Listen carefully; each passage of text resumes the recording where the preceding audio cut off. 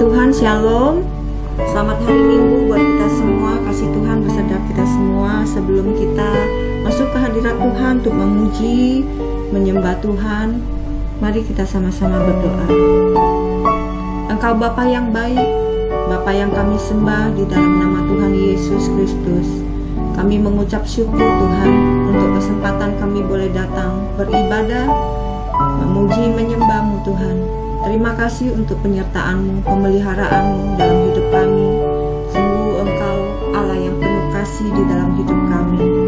Berkati ibadah ini Tuhan, dan juga kami mau mendengarkan pesan firman-Mu lewat hamba-Mu.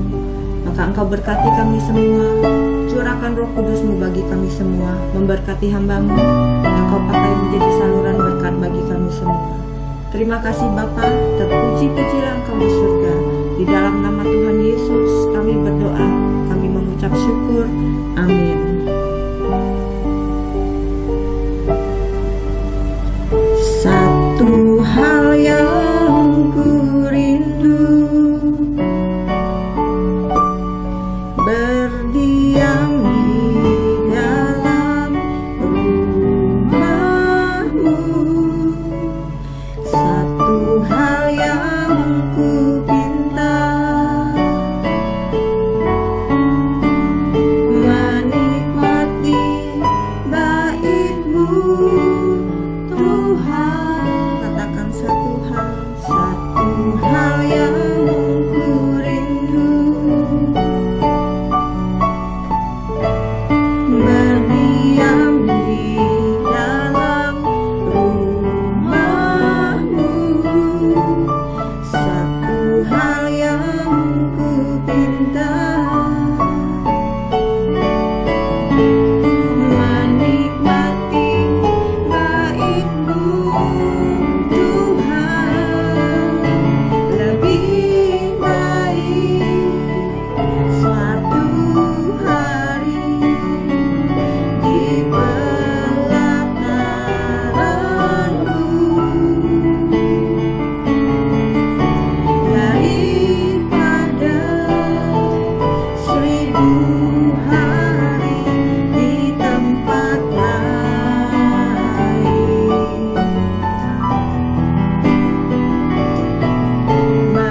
Memuji-Mu, menyembah-Mu, Kau Allah yang hidup, dan menikmati semua kemurahan-Mu. Itu kerinduan kami Tuhan. Satu hal yang ku rindu, satu hal yang ku rindu, kami rindu berdiam di rumah-Mu Tuhan. Amin. Terima kasih Tuhan.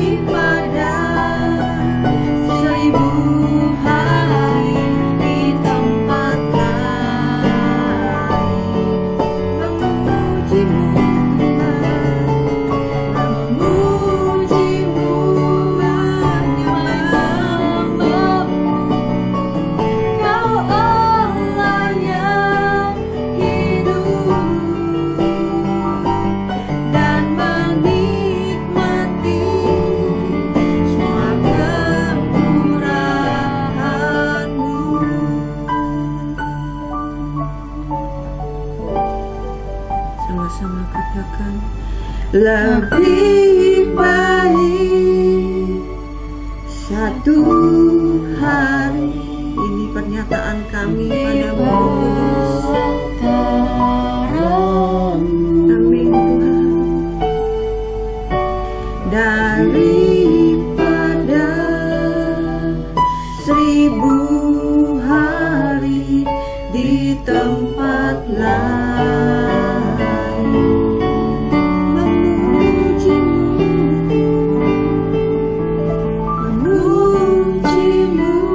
menyembahmu,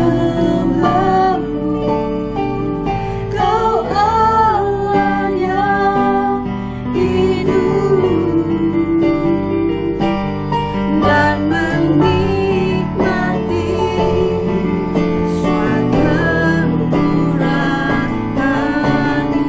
lebih baik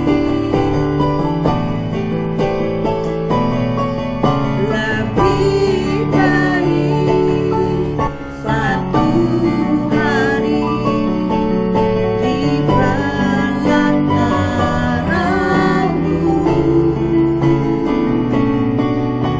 daripada 1000 hari di tempat lain. Memujimu Tuhan, memujimu, menyembahmu, Kau Allah yang hidup, dan menikmati semua kemurahan-Mu, dan menikmati semua kemurahan-Mu, dan menikmati semua kemurahan-Mu.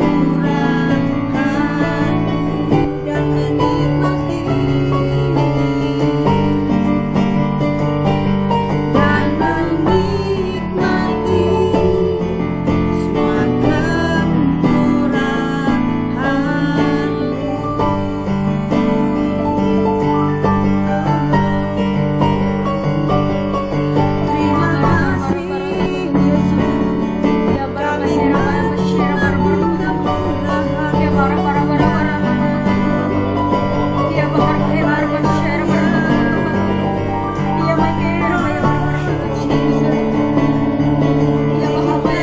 kami menikmati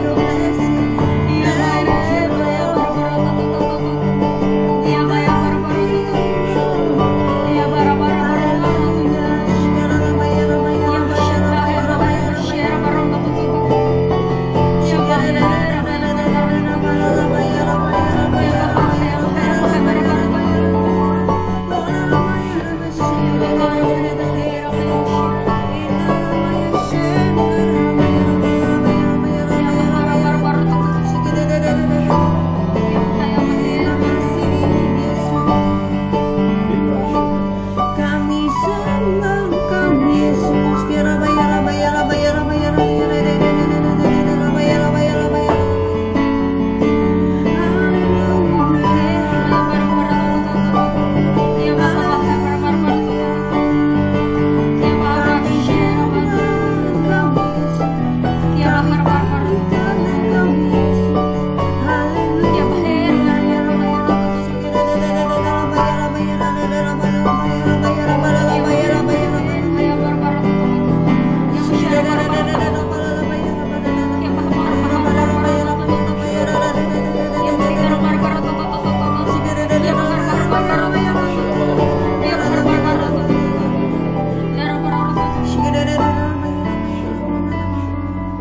Selama-lamanya kami tinggikan Engkau Yesus.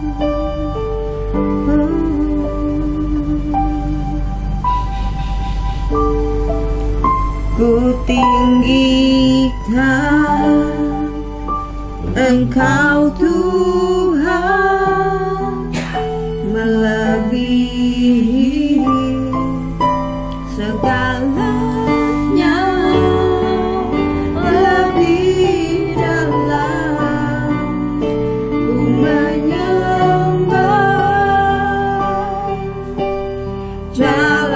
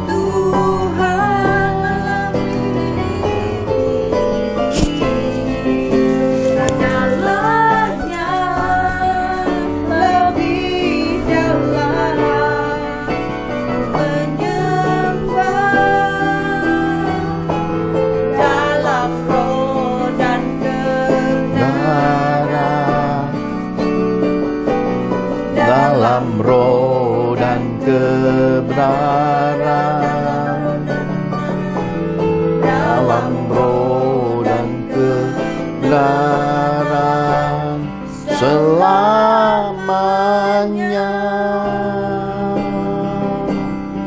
Sebab ini kehendak-Mu, supaya kami hidup sebagai penyembah-penyembah yang hidup dalam roh dan kebenaran. Sebab kami hidup dalam kebenaran firman-Mu. Sebab pilihan hidup kami adalah tinggal di dalam kasih-Mu. Kami dan sisi keluarga kami, biarlah Tuhan beri hati yang teguh, kuat, dan tekun untuk hidup sebagai pelaku firman-Mu.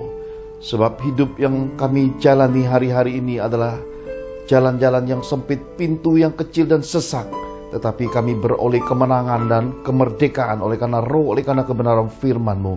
Engkau menyertai kami dan memberkati kami. Engkau melindungi dan Engkau membela hidup kami. Terima kasih Bapa. Di dalam nama Tuhan Yesus Kristus kami telah berdoa dan mengucap syukur. Mari semua kita yang cinta Tuhan Yesus sama-sama katakan amin. Shalom Bapak Ibu terkasih di dalam Tuhan. Ketika saya bayar harga, bayar nazar kepada si bungsu Pastor William, oleh karena Tuhan berkata, harus berapa kali lagi anakmu harus tamat dan wisuda hingga engkau harus bayar janjimu kepadanya. Semasa SMA saya pernah berkata kepada Pastor William, kalau engkau nilai-nilai sekolah SMA-mu bagus dan papa tidak lagi sampai ketemu guru, maka nanti tamat SMA papa berkati untuk perjalanan ke luar negeri. Pastor William anak yang baik. Tamat SMA yang tidak tuntut papanya, saya kelupaan. Memang begitulah nasib hidup. Jadi orang tua, janji oke, tapi gampang lupa. Yang namanya juga orang sudah tua, maka disebut orang tua. Anak yang baik tidak pernah nuntut, tetapi Bapa di sorga mencatat semua nazar, mencatat semua janji Bapak Ibu. Karena setiap perkataan yang digemakan harus dipertanggungjawabkan di hadapan tata pengadilan Yesus. Karena itulah anak-anak Tuhan, kalau engkau sudah berkomitmen, engkau sudah berjanji, engkau sudah bernazar, jangan lupa untuk menyelesaikannya. Karena itu akan menjadi hutang yang akan ditagih di tata pengadilan Kristus nanti. Dan ketika saya berkata, baiklah Tuhan, ya. Jadi ketika Pastor William menyelesaikan skripsi dan yudisiumnya, tiba-tiba Roh Kudus berkata lagi, bukan satu, tetapi bayarlah 3 anak. Lalu saya berkata, nak, cari tiket murah. Tamasyalah kalian bertiga, papa mama tidak ikut karena ada tugas dari Tuhan. Maka mereka pergi ke negeri Madongsok, saudara, ya. Teman baik saya Madongsok ini terkenal filmnya Train to Busan. Jadi anak-anak saya memilih kesukaan papanya, sampai ke Korea langsung naik Train to Busan, ya. Tetapi kasihan anak-anak saya selama 2 minggu itu, Richie didera sakit, Bapak Ibu, ya, batuk dan ada suara-suara di paru-parunya, dan kemudian nepak ke Pastor William. Tetapi Rehwel gagah perkasa, ya, karena dia sahabat Allah. Rehwel itu kan sahabat Allah. Sahabat Allah tidak tersentuh penyakit. Pulang ke Indonesia, Richie bahkan sudah ke dokter. Pastor William mulai pulih. Tuhan berkata pada saya, tawarkan anak bungsumu Pastor William untuk pergi ke Jawa Timur untuk menyelesaikan beberapa tugas yang ada padamu. Dia berangkat dan dia dipulihkan di kota Surabaya, bahkan dapat berkat Tuhan di sana untuk melatih tubuhnya, ya, supaya jadi anak muda yang gagah perkasa. Lalu pada Richie saya melihat satu kesusahan. Kok sudah minum obat dokter tidak sembuh? Saya datang menghadap pada Tuhan. Tuhan berkata, obatnya ada padamu. Lalu oleh desakan roh, oleh pimpinan Roh Kudusnya, saya mengambil balsam, mengolesi di tangannya. Saya berkata, Richie, ini sama papa. Saya tumpangkan tangan yang penuh dengan balsam pada dada putra kedua saya. Sejak hari itu, dalam sekejap penyakit itu hilang lenyap sampai hari ini. Tadinya kalau lihat gorengan sudah ketakutan, tidak berani nyentuh. Hari ini jangan ditantang, ya, satu restoran McD, KFC, mungkin juga Wendy, semuanya akan habis lenyap, Bapak Ibu. Kenapa? Pemulihan dari Tuhan. Jadi tema firman Tuhan hari ini adalah masa kesusahan dunia. Bagaimanakah kita menyikapi masa kesusahan dunia ini? Tentu dalam dimensi dan sudut pandang kitab suci, kita belajar menerima roh hikmat, pengertian, dan pewahyuan dari Tuhan untuk kita bisa berada pada tempat yang tepat, beroleh pemulihan. Sebab kesusahan itu bisa mendera seluruh umat manusia, termasuk orang-orang beriman. Tetapi bersama Tuhan ada jalan keluar, bersama Tuhan ada solusi, bersama Tuhan ada tempat yang aman, bersama Tuhan sekalipun kita terkena bencana dunia, kita disembuhkan dan mukjizat Tuhan ada dalam kehidupan kita semua. Mari kita lihat lebih dulu apa yang disampaikan di dalam kebenaran firman di dalam 2 Timotius 3 ayat 1 sampai yang ke-7. 2 Timotius 3 ayat 1 sampai 7. Beginilah firman Tuhan. Ketahuilah bahwa pada hari-hari terakhir akan datang masa yang sukar. Manusia akan mencintai dirinya sendiri dan menjadi hamba uang. Mereka akan membual dan menyombongkan diri. Mereka akan menjadi pemfitnah. Mereka akan berontak terhadap orang tua dan tidak tahu berterima kasih. Tidak mempedulikan agama, tidak tahu mengasihi, tidak mau berdamai, suka menjelekkan orang, tidak dapat mengekang diri, garang, tidak suka yang baik, suka mengkhianat, tidak berpikir panjang, berlagak tahu, lebih menuruti hawa nafsu daripada menuruti Allah.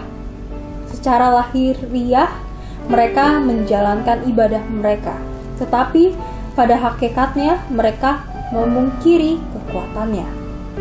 Jauhilah mereka itu, sebab di antara mereka terdapat orang-orang yang menyelundup ke rumah orang lain dan menjerat perempuan-perempuan lemah yang syarat dengan dosa dan dikuasai oleh berbagai-bagai nafsu yang walaupun selalu ingin diajar namun tidak pernah dapat mengenal kebenaran.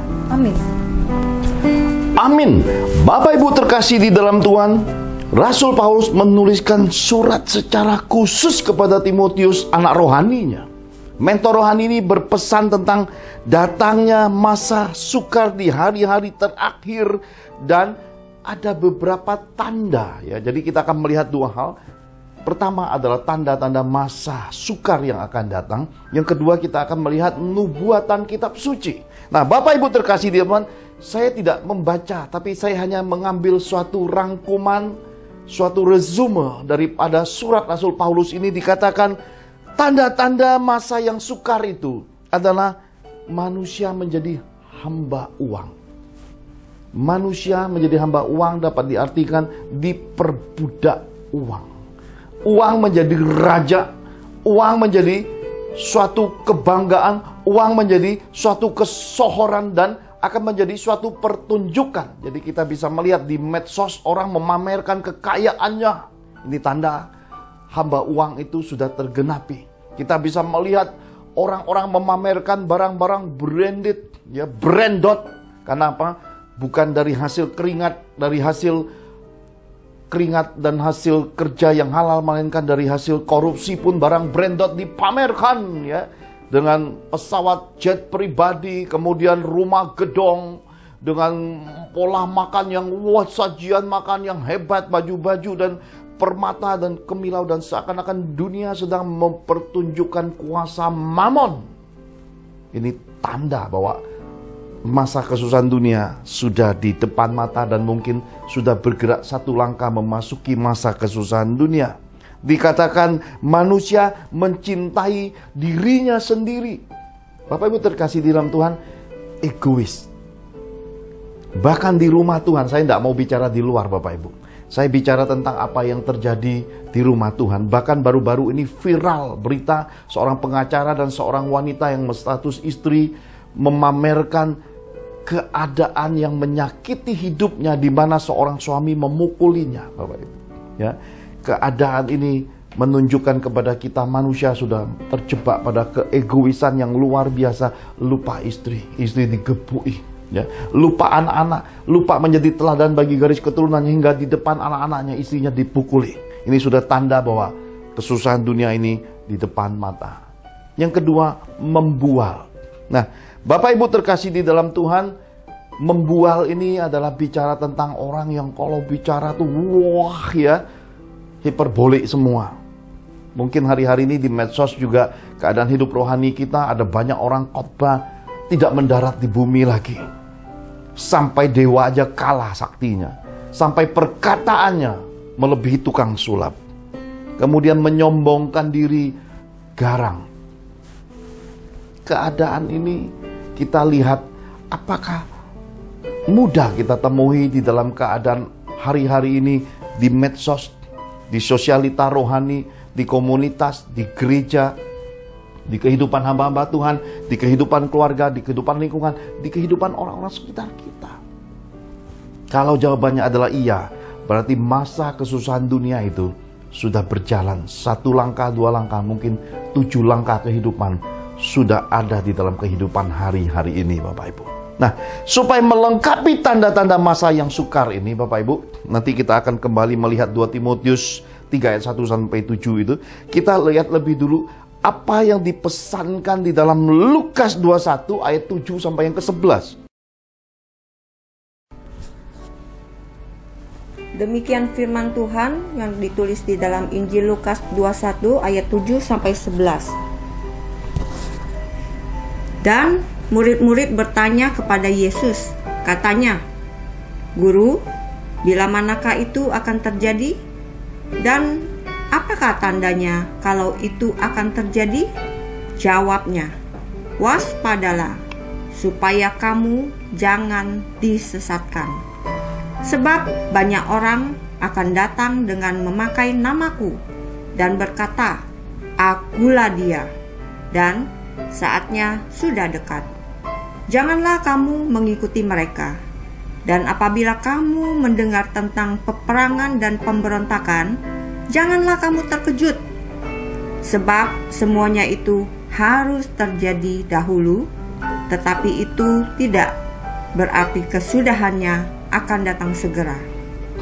Ia berkata kepada mereka, "Bangsa akan bangkit melawan bangsa, dan kerajaan melawan kerajaan, dan akan terjadi gempa bumi yang dahsyat, dan di berbagai tempat akan ada penyakit sampar dan kelaparan, dan akan terjadi juga hal-hal yang mengejutkan dan tanda-tanda yang dahsyat dari langit." Amin. Amin. Tuhan Yesus yang berpesan tentang tanda-tanda akhir zaman ini menjawab pertanyaan murid-murid, memenuhi hasrat keinginan murid-murid untuk tahu apa sih Tuhan tanda-tanda akhir zaman ini. Tuhan pesankan di akhir zaman, di masa kesusahan dunia, munculnya bencana perang. Perang Rusia-Ukraina belum selesai.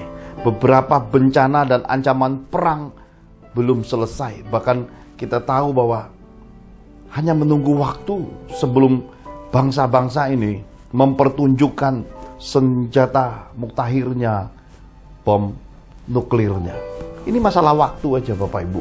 Saya yakini bahwa semua bangsa diam-diam mempersiapkan dirinya untuk mempertahankan dirinya, mempercanggih senjata nuklir, bahkan senjata kimianya. Ini cuma masalah waktu sebelum pada akhirnya kita bisa melihat kegenapan apa yang dilihat oleh Rasul Yohanes di Pulau Patmos, ya.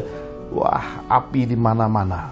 Yaitu pertanda bahwa dunia ini akan menuju titik kehancuran, kemusnahan, dan kesusahan yang tidak terucapkan dengan kata. Bencana alam, ya, seluruh dunia kita bisa melihat di mana-mana terjadi musibah dan bencana.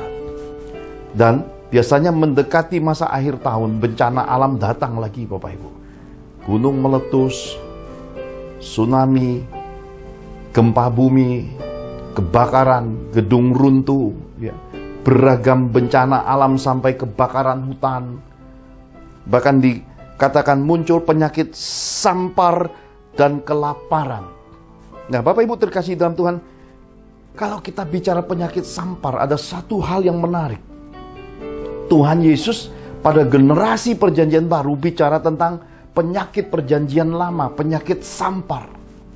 Ternyata bukan hanya ada dalam perjanjian lama di masa lalu, Tuhan pesankan di masa depan pun penyakit sampar ini ada. Nah, hari ini menggenapi apa yang dinubuatkan yang saya sampaikan pada bulan Agustus, akan mulai datang serangan roh-roh buaya dan ular. Roh-roh buaya bicara tentang perzinahan, tentang suatu bencana, keributan, dan chaos di dalam suatu negara. Tetapi roh-roh ular bicara tentang sakit, penyakit, dan kematian. Dan perpaduan roh-roh buaya dan ular ini adalah kelaparan, krisis, krisis ekonomi, dan suatu keadaan yang sulit bagi dunia ini. Nah, izinkan saya bagikan sedikit tentang penyakit di depan mata yang muncul pada bulan Agustus, karena saya melihat pemerintahan Republik Indonesia, Menteri Kesehatan dan jajarannya concern untuk menghadapi satu bencana penyakit yang mulai nampaknya menulari dunia, yaitu monkeypox, virus monyet, ya, cacar monyet.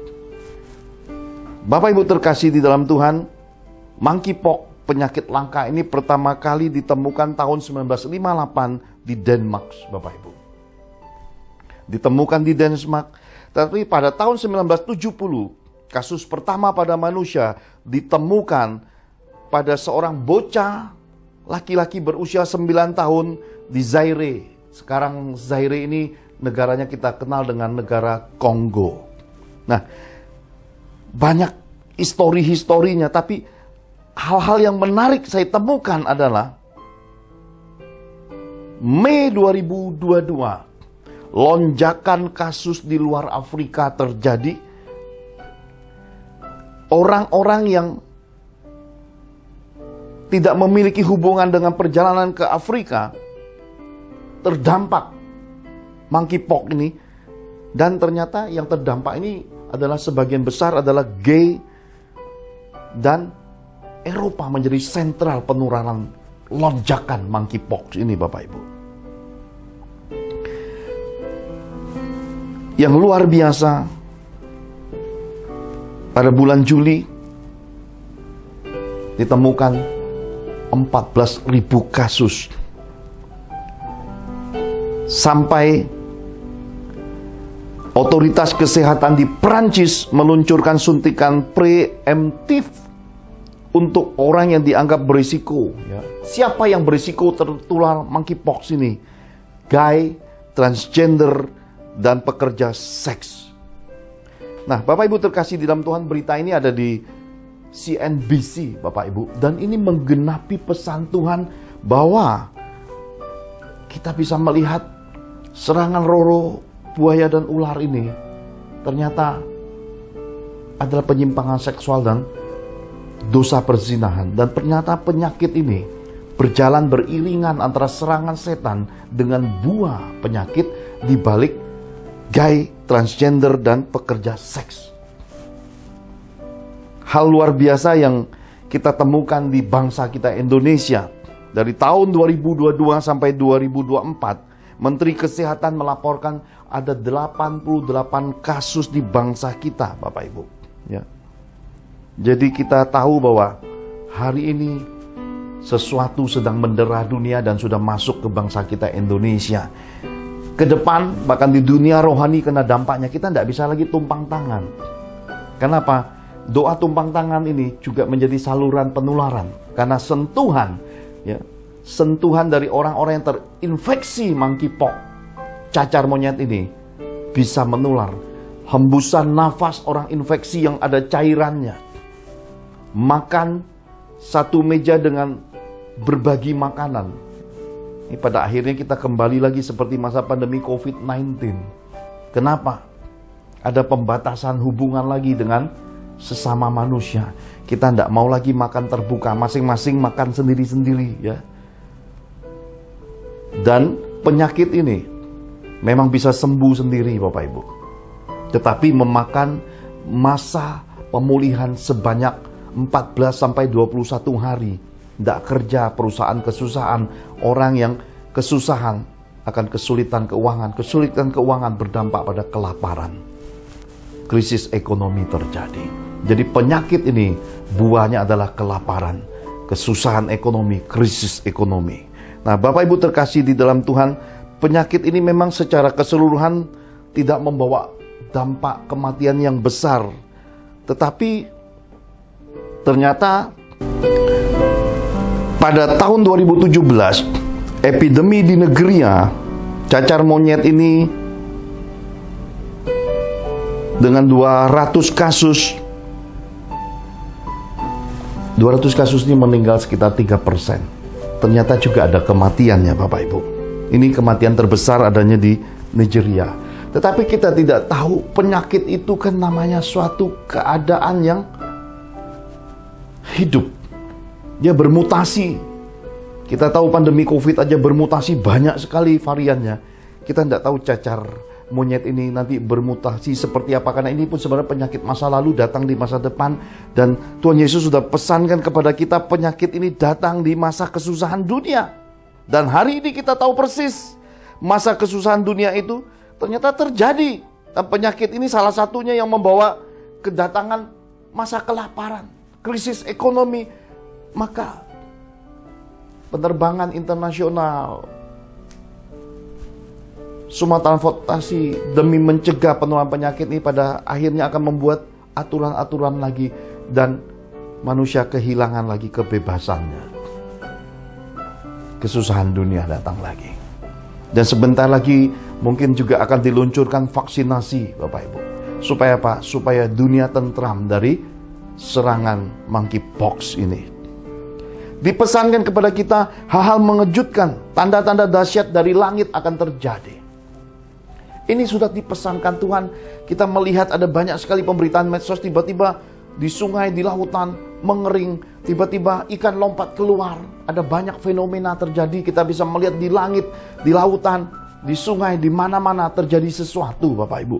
Jadi dengan demikian kita tahu persis bahwa kesusahan dunia ini memang tidak bisa dihindari, akan terjadi. Karena itu setiap orang beriman dipesankan Tuhan untuk bertekun dalam kitab suci, karena semua yang terjadi dalam kehidupan dunia ini semuanya sudah tersimpan, sudah tercatat dan disampaikan terbuka di dalam Injil Yesus. Nah, Bapak Ibu terkasih di dalam Tuhan, sekarang kita bisa melihat sisi kedua, nubuatan dunia rohani.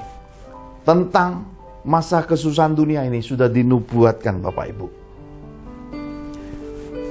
Nubuatan dunia rohani ini, sebelum kita lihat lebih dalam, sesuai dengan apa yang tertulis di dalam 2 Timotius 3 ayat 1-7 itu, Bapak Ibu, kita juga bisa melihat suatu keadaan bahwa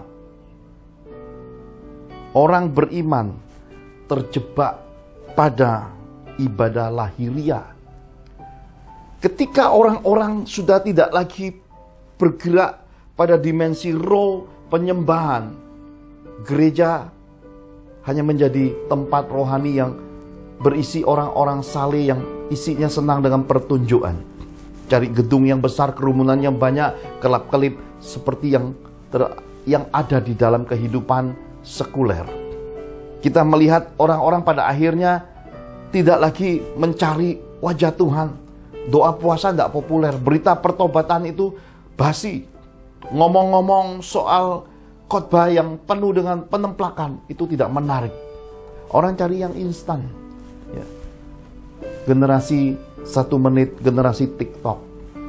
Yang kelas 1 jam bertahan bersama Yesus itu tidak populer lagi. Orang tidak kejar itu lagi. Hamba-hamba meskipun berbuat dosa, tidak apa-apa. Yang penting jiwa-jiwa banyak yang kumpul. Jadi kuantitas mengalahkan kualitas. Saya bertemu dengan rekan hamba Tuhan yang sudah kenal saya lebih dari 22 tahun. Dia berkata, bingung. Ada orang yang mimpin pujian, katanya kalau tidak berhubungan dengan perempuan, nggak lakukan seks, gak ada urapannya. Jadi dia ganti-ganti perempuan. Dan lebih bingung lagi pemimpin rohaninya membiarkan hal itu. Yang penting ramai, nyanyinya enak, orang banyak datang. Inilah penyesatan dunia itu, Bapak Ibu. Yang disembah, dimuliakan itu bukan lagi Yesus, dan roh Tuhan sudah undur. Karena yang duduk itu adalah roh setan, roh buaya dan ular itu yang berkuasa. Maka mereka mengira mereka sedang menyenangkan akan Tuhan. Mereka lupa di akhir zaman, di tata pengadilan Yesus nanti, mereka akan ditolak dengan terbuka oleh Yesus. Kenapa? Nyalah kamu sekalian pembuat kejahatan. Kamu menodai altar Tuhan. Kamu menginjak-injak dan mengotori kekudusan Tuhan di mimbarnya oleh kelakuan hidupmu yang bejat, pelanggaran firman, roh perzinahan.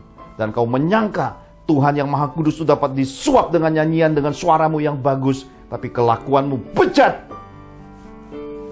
Tuhan tidak bisa dipermainkan, Tuhan tidak bisa disuap, Tuhan tidak bisa dikompromikan dengan perbuatan dosa, dengan kumpulan orang yang banyak. Sebab Tuhan adalah api yang menghanguskan. Firman-Nya tidak pandang muka.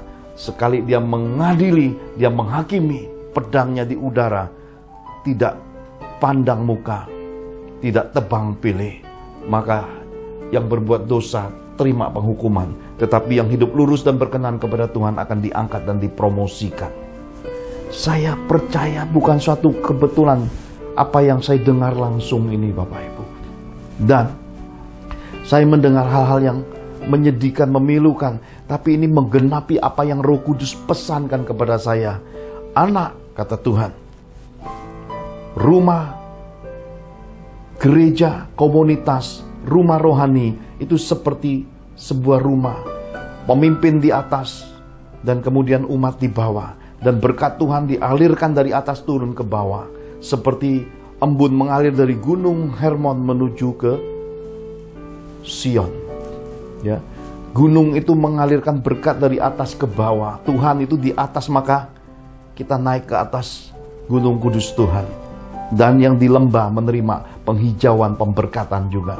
Tapi kalau pemimpinnya kotor, kata Tuhan, mereka buang mereka hidup munafik, hidup dosa, maka aliran yang tadinya murni bagus itu turun ke bawahnya kotor semua. Maka umat akan rusak pada waktunya.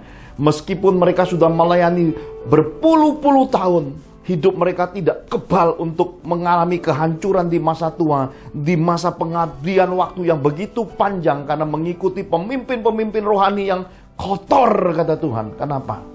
Karena di masa kesusahan dunia mereka akan terbakar. Meskipun sudah lama melayani Tuhan, seakan-akan semua pelayanannya sia-sia. Kenapa?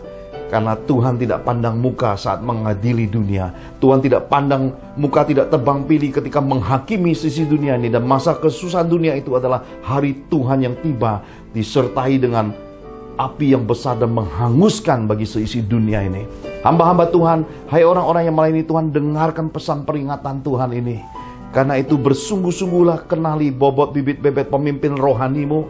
Dan bersihkan tanganmu, sucikan hatimu, menjauhlah daripada kehidupan orang-orang yang hidupnya dalam kemunafikan. Sebab Yesus benci dengan dosa kemunafikan. Yesus benci dengan perbuatan-perbuatan kotor tersembunyi di balik topeng-topeng rohani yang palsu itu. Karena itu Bapak Ibu terkasih di dalam Tuhan, Tuhan pesankan, ada banyak orang ibadah kepada Tuhan tapi tidak percaya segenap hati. Karena itu mereka memungkiri kekuatannya. Karena itulah ketika mereka ibadah, tapi sebenarnya kesalehan mereka itu adalah kesalehan yang palsu. Kenapa? Karena mereka hidup dalam kemunafikan, dosa.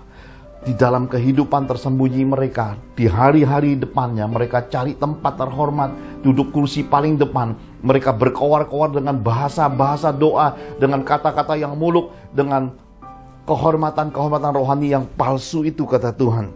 Maka ini Tuhan pesankan kepada kita, bahwa semua kehidupan masa kesusahan dunia ini akan menjadi momentum Tuhan. Yang benar diangkat, dipromosikan. Yang tidak benar akan mengalami kehancuran, terbakar.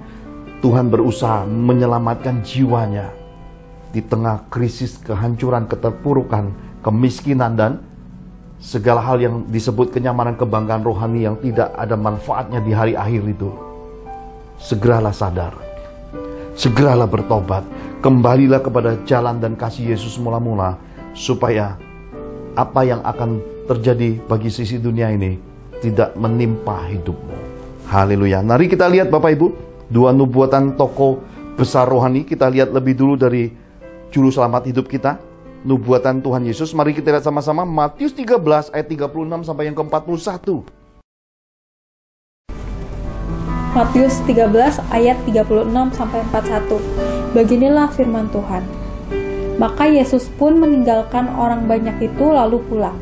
Murid-muridnya datang dan berkata kepadanya, "Jelaskanlah kepada kami perumpamaan tentang lalang di ladang itu."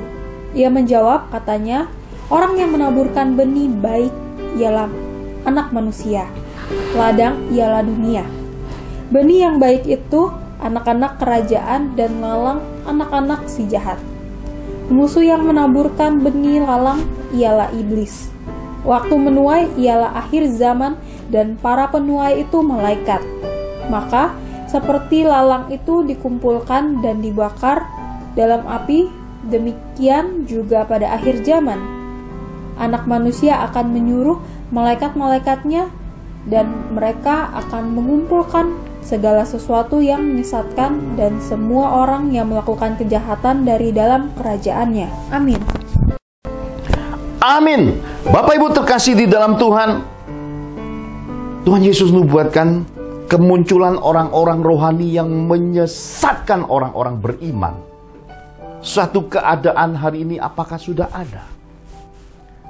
Saya tidak tahu Bapak Ibu tanggapi seperti apa, tetapi saya tidak pernah mau ikut arus-arus seperti itu Bapak Ibu. Bagi saya, kitab suci, Roh Kudus hidup jadi pelaku dan berbuah di dalam firman, itu adalah saksi Yesus.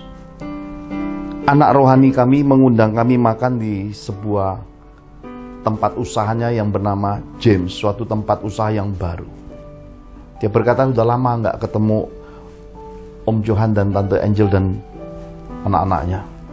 Undang kami makan di private roomnya. Nah, lalu dalam satu kesempatan dia berkata, saya sebenarnya bingung Om, ada orang yang menganggap dirinya pendeta, datang makan di tempat ini, minum minuman keras, dan bicaranya dan kelakuannya kok nggak kayak pendeta. Dan ternyata orang ini adalah orang yang mengajarkan tentang Kristen progresif. Dan saya sudah dapat cerita lengkapnya kemarin dari beberapa rekan-rekan hamba Tuhan, dikatakan orang ini sudah dipecat dari sinode gereja karena dianggap sesat. Nah, Bapak Ibu terkasih dalam Tuhan, di akhir zaman ini kalau kita perhatikan tanda-tanda dari nubuatan Tuhan Yesus ini, orang tidak akan lagi pakai kehendak Tuhan. Khotbah-khotbah pengajaran yang akan ada adalah bersumber dari keinginan apa yang mau didengar oleh umat. Jadi perhatikan, sesuatu yang datang dari kehendak Tuhan bersumber pada kitab suci. Tetapi sesuatu yang ingin mengejar popularitas bersumber dari apa yang mau didengar oleh telinga umat Tuhan. Di akhir zaman, dongeng-dongeng nenek tua, kisah-kisah isapan jempol, kemudian balutan-balutan motivasi, hal-hal yang datang dari dunia menjadi percampuran, disodorkan di dalam dunia medsos, disodorkan dalam khotbah-khotbah, dalam pengajaran dunia-dunia rohani. Kenapa? Karena isinya mengejar popularitas, isinya mencari keuntungan. Di balik semua pekerjaan yang tidak murni, tidak bersih ini, semuanya tujuannya adalah pada akhirnya mengejar uang. Jadi Bapak Ibu terkasih dalam Tuhan, tidak penting bagi mereka apa yang akan terjadi bagi umat Tuhan, masa bodoh. Kenapa? Karena mereka hanya untuk diri mereka. Ya. Mereka tidak terfokus, semua kemudian dikembalikan kepada Yesus Kristus, kepada Tuhan dan Juru Selamat. Dan buahnya adalah umat yang semakin dewasa, hidup berkeluarga yang pulih, sehat, bahagia, dan mereka semakin hidup jadi saksi Yesus. Itu akan kehilangan arah. Kenapa? Karena yang berdiri di mimbar Tuhan ini, seperti dinubuatkan kitab suci, pada akhirnya ya, roh-roh antikris akan mendominasi mimbar-mimbar rohani Bapak Ibu.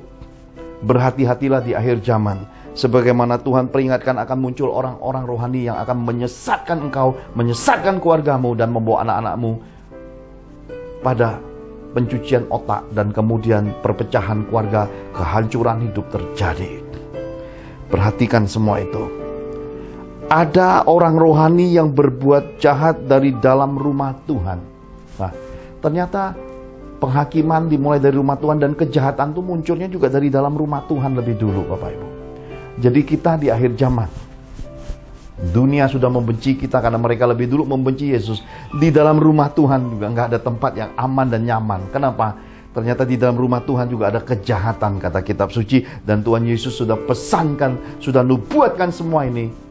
Janganlah kamu membenci mereka. Karena kita tidak berperang melawan daging dan darah, tetapi penghulu-penghulu, penguasa-penguasa, dan roh-roh jahat di udara.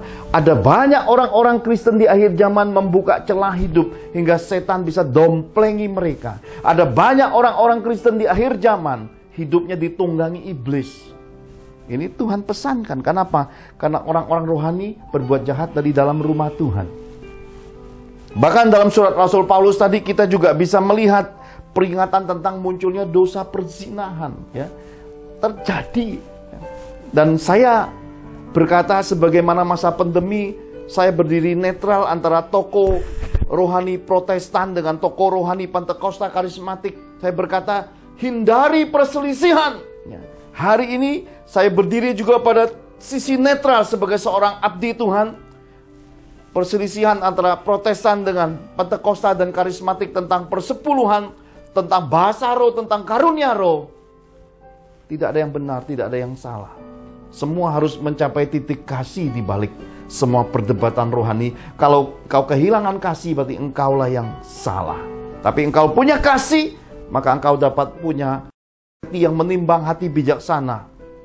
Pendeta Stephen Tong, hamba-hamba Tuhan karismatik Pentakosta, semuanya berhenti pada satu titik, jeda Shelah. Renungkan dan pertimbangkan, suatu kejatuhan oknum tidak mewakili suatu pengajaran dan suatu doktrin di dalam kitab suci. Karena itulah kita masih belajar. Kitab suci sudah pesankan kejahatan muncul dari dalam. Artinya iblis sudah bikin sesuatu masuk di dalam rumah Tuhan. Maka semua hal dapat dimanipulasi. Bahasa roh, karunia roh, nubuatan, semua dapat dipalsukan. Oleh karena apa?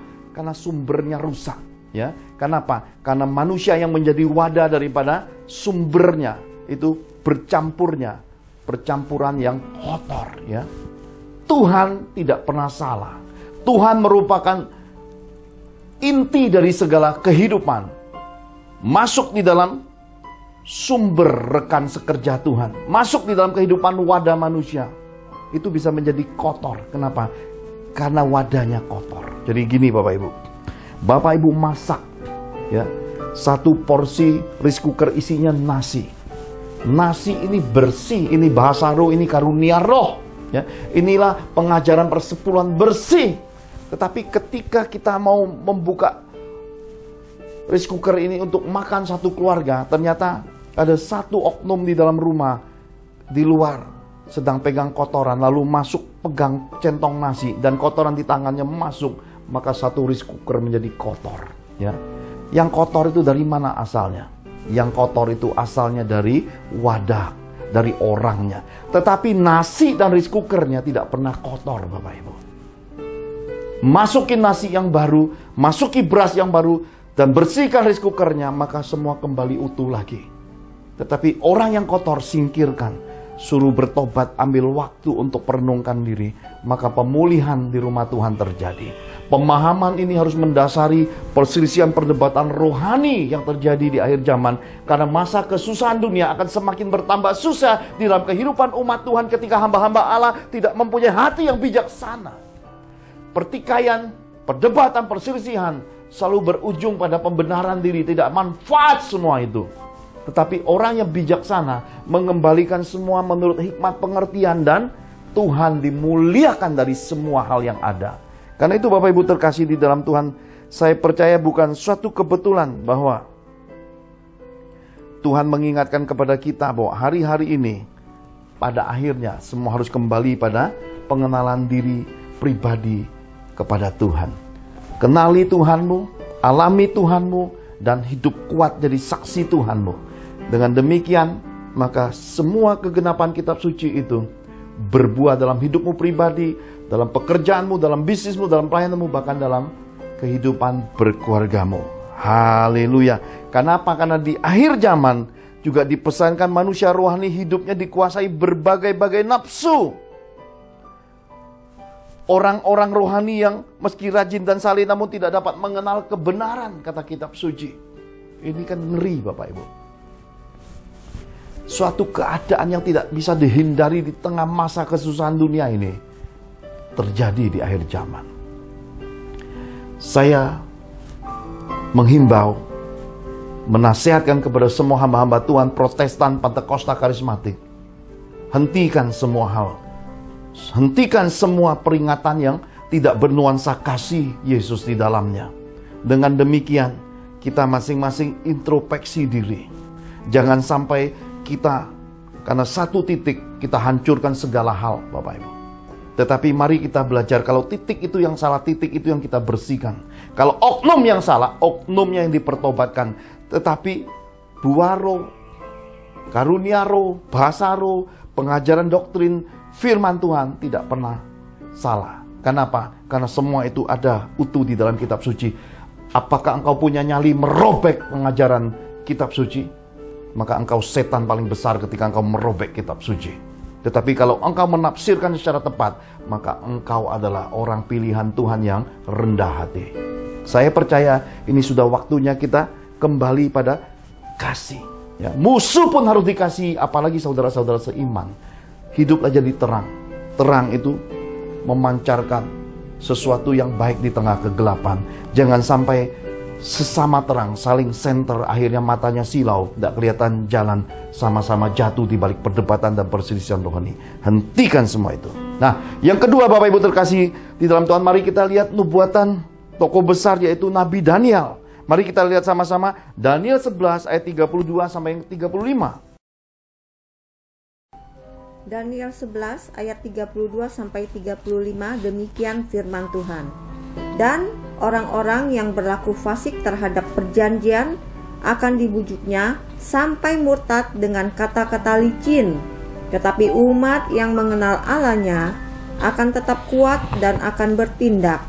Dan orang-orang bijaksana di antara umat itu akan membuat banyak orang mengerti, tetapi untuk beberapa waktu lamanya mereka akan jatuh oleh karena pedang dan api, oleh karena ditawan dan dirampas. Sementara jatuh, mereka akan mendapat pertolongan sedikit dan banyak orang akan menggabungkan diri kepada mereka secara berpura-pura. Sebagian dari orang-orang bijaksana itu akan jatuh, supaya dengan demikian diadakan pengujian, penyaringan, dan pemurnian di antara mereka sampai pada akhir zaman. Sebab akhir zaman itu belum sampai waktu yang telah ditetapkan. Amin.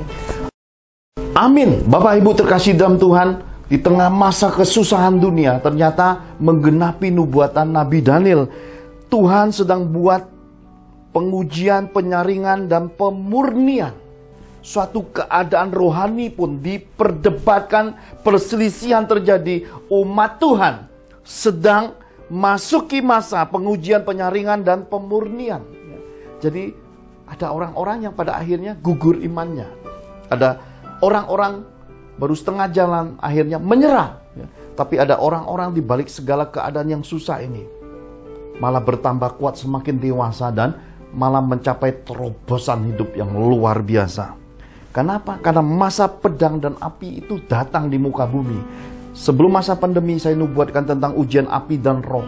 Suatu keadaan orang-orang yang terbakar, orang-orang yang mati, dan lintas bangsa, lintas kota dan pulau, kematian terjadi di mana-mana, tergenapi semua itu. Sekarang Tuhan pesankan tentang datangnya masa pedang dan api. Ini sedang menebas, masa penghakiman Tuhan sedang datang mulai tahun ini. 2024 ini memulai masa penghakiman Tuhan. Umat Tuhan, hamba-hamba Tuhan tidak kebal penghakiman Yesus. Karena itu bertobatlah. Sebelum pedang Tuhan datang dalam hidupmu, dalam pelayananmu, dalam bisnismu, dalam keluargamu, bertobatlah. Karena kalau pedang itu sudah datang, maka engkau tahu harga mahal. Kesakitan, keterpurukan, kemiskinan, penyakit, bengek, bahkan mungkin kematian akan datang dalam hidupmu. Berhentilah bermain-main di dalam kehidupan ini, dan janganlah remehkan pesan nubuatan Tuhan, dan berhati-hatilah hidup sebagai orang-orang beriman, karena di atas segala sesuatunya, pemilik segala sumber iman itu, Yesus Kristus Tuhan Juru Selamat dunia ini adalah hakim segala hakim kehidupan. Dipesankan ada yang ditawan. Ini bicara tentang masa kesusahan dunia ini, dinubuatkan ada orang-orang yang masuk penjara. Dikatakan dirampas. Di akhir zaman ini Ketika manusia mencapai tingkat arogan, egois, cinta uang, hamba uang, ternyata semua itu tidak hasil keringat. Terjadi pemiskinan. Aset mereka disita, kemudian mereka dimiskinkan. Apakah itu terjadi?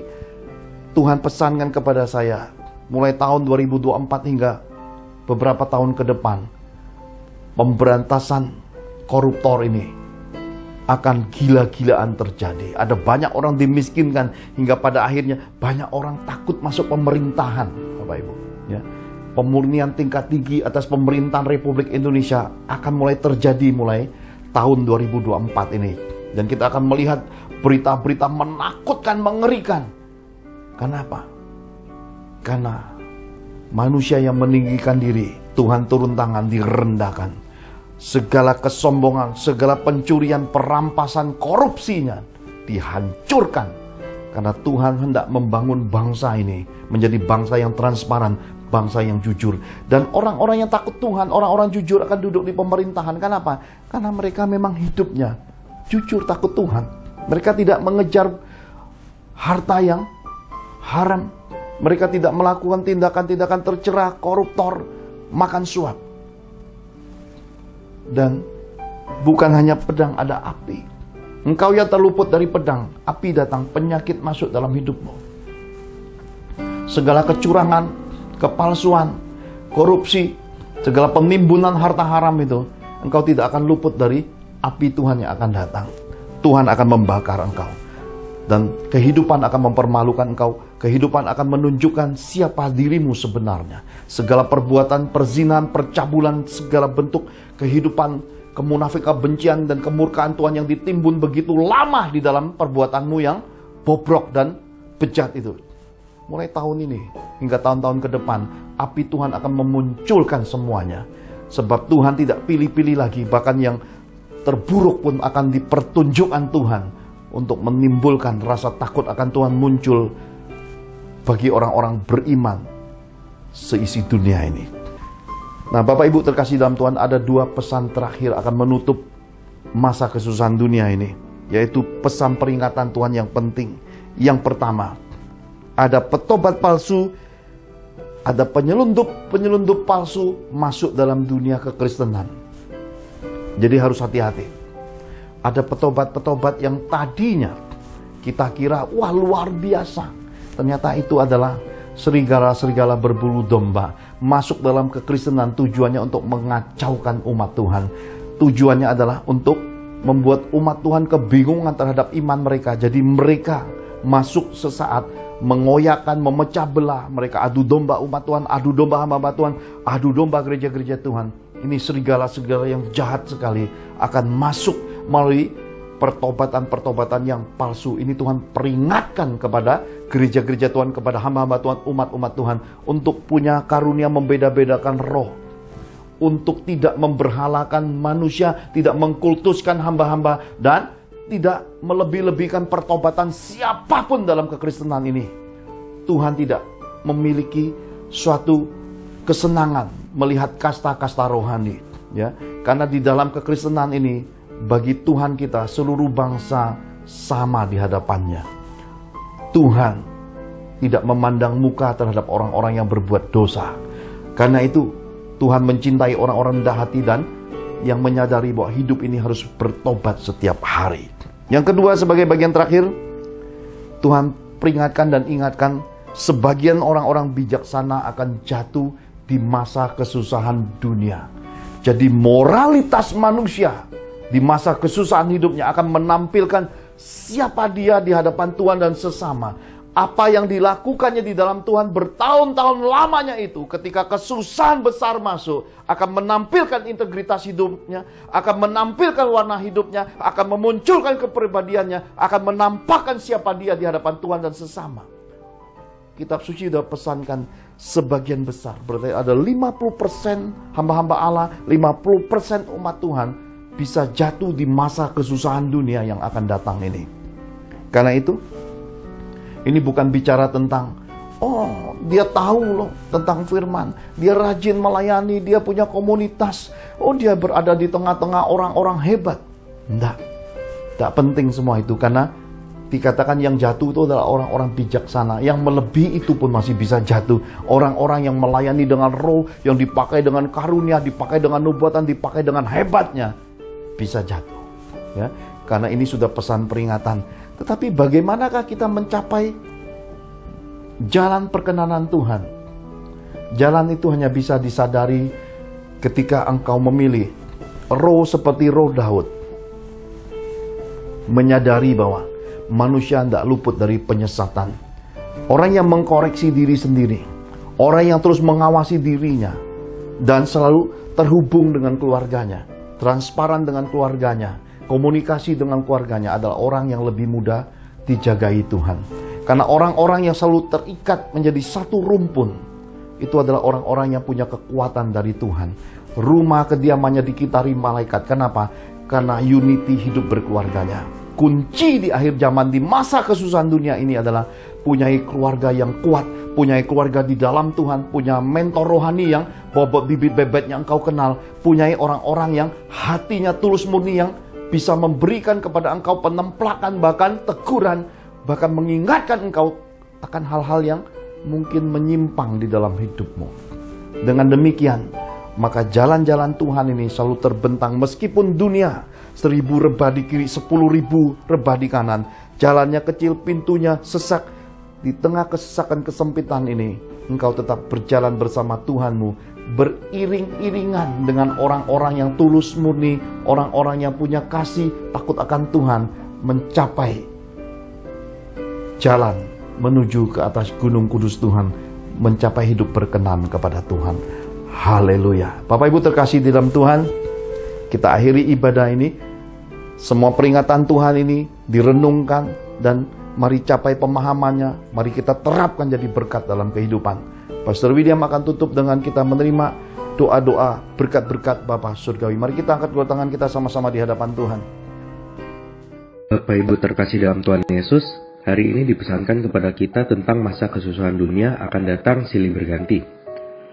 Tanda-tanda datang hari kesusahan dunia nampak jelas pada attitude dan manners manusia, yaitu manusia jadi hamba uang, mencintai diri sendiri, egois, suka membual, menyombongkan diri, dan garang.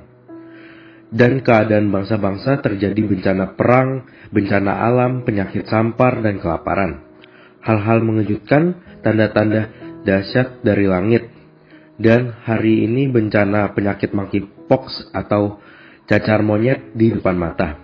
Dan nubuatan Tuhan Yesus menyatakan ada orang rohani yang menyesatkan, ada orang rohani yang berbuat jahat dari dalam rumah Tuhan, manusia rohani yang hidupnya dikuasai berbagai-bagai nafsu dan jatuh dalam dosa bersinahan.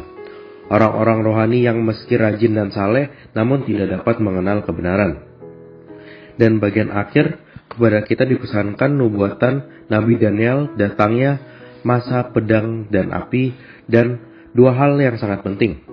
Yang pertama ada petobat palsu, penyeludup dalam kekristenan. Yang kedua, sebagian orang-orang bijaksana akan jatuh.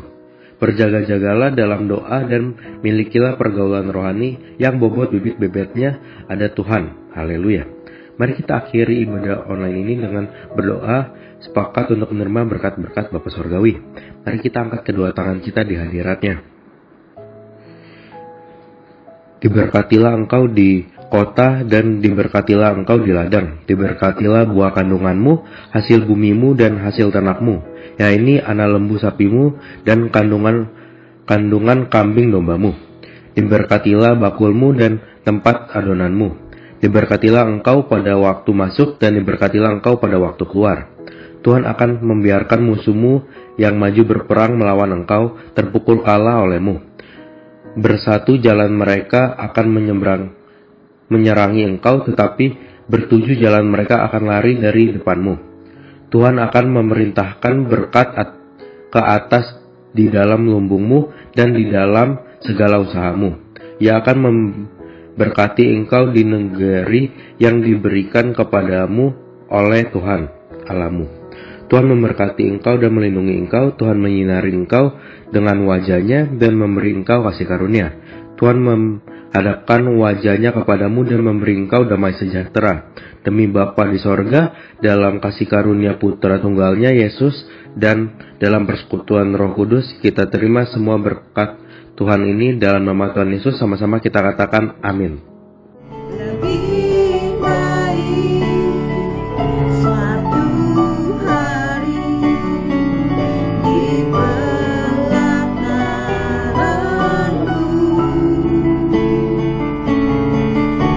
daripada 1000 hari di tempat lain.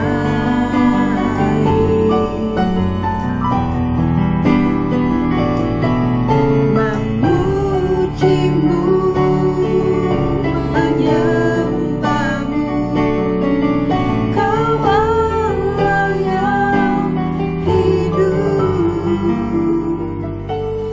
dan menikmati semua kemurahan-Mu.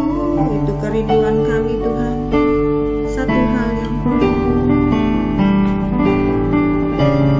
Satu hal yang kurindu, kami rindu berdiam di rumah-Mu, Tuhan.